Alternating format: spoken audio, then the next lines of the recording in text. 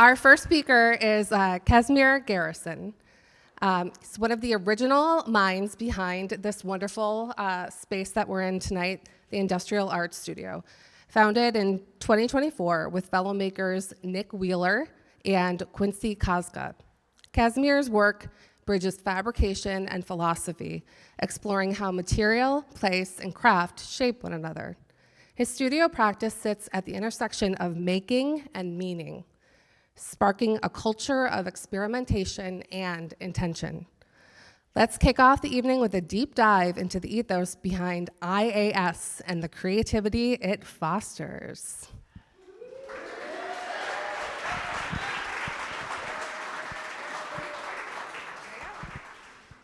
Thank you for that lovely intro. And thanks everyone for coming out tonight. I'm excited to have you all here. It's a little intimidating, but it's nice at the same time. So, okay. I understand much of the world through building and materials. Working on houses and making objects have connected me not only to my built environment, but my own self and other people. So I'm going to share with you tonight 3 projects that address these 3 different scales of relationship. It was 2019, and I had just graduated from the UB School of Architecture. I was living in my parents' house here on Winspear and Bailey, and at this point in time, I really just wanted to make things. There was a lot of abstract thinking in my education, and I wanted to execute a lot of this. So through all the work I did here, I built a lot of confidence in myself that translated not just to building, but to other areas. All these building systems that I was exposed to in school, I had a chance to execute in a more intimate way, not just on paper.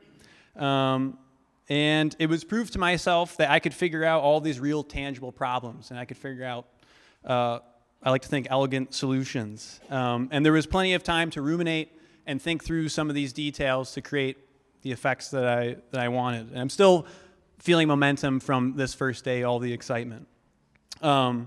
I was able to improve the interior of the house as well.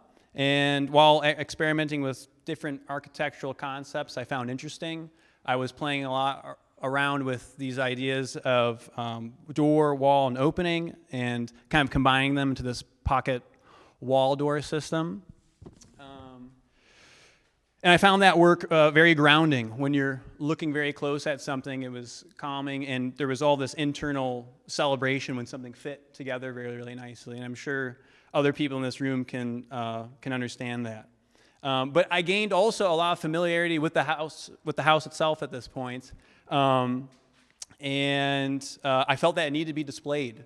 So this project takes the existing wall conditions of the house and basically puts it on display where you can see all of the layers of this 1920s partition wall. And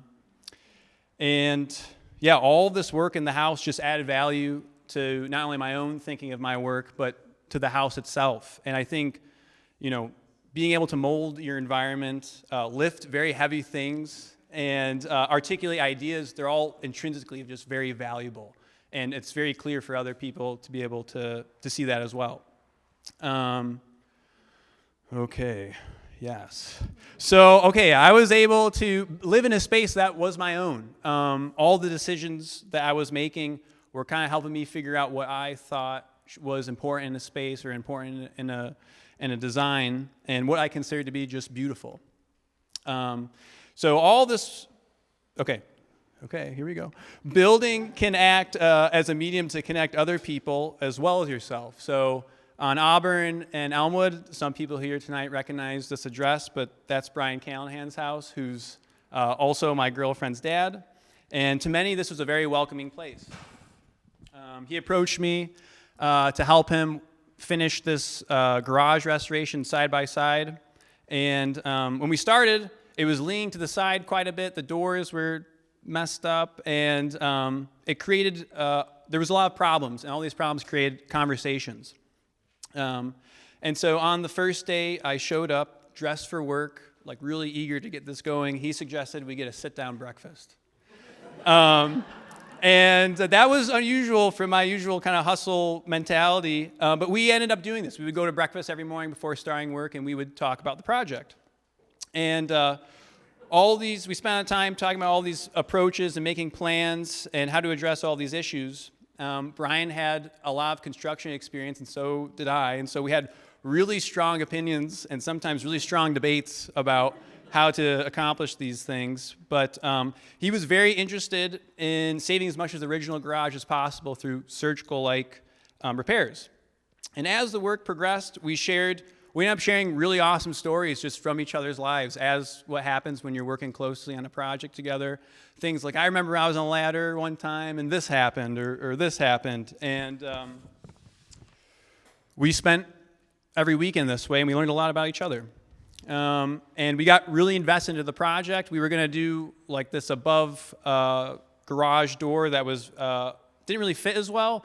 But as the project progressed, we decided to go with something more traditional. And so we made these 150-pound solid maple doors from reclaimed lumber, which was important to him. And by the end, I felt I had gotten a very good sense for who Brian was as a person, and we had grown close. I realized that this project was never really about fixing this garage. He sold his house months later, and it would have sold either way. But he used that as a way to get to know me, and I couldn't think of a better way to get to know him. And the last project is happening right now, as I'm speaking, and you're all a part of it, an industrial art studio where myself, Nick, Quincy, and others who are slowly kind of coming into orbit are making this space that's for making. And I'm very excited to see how it progresses working in a space that's made by makers. So thank you very much.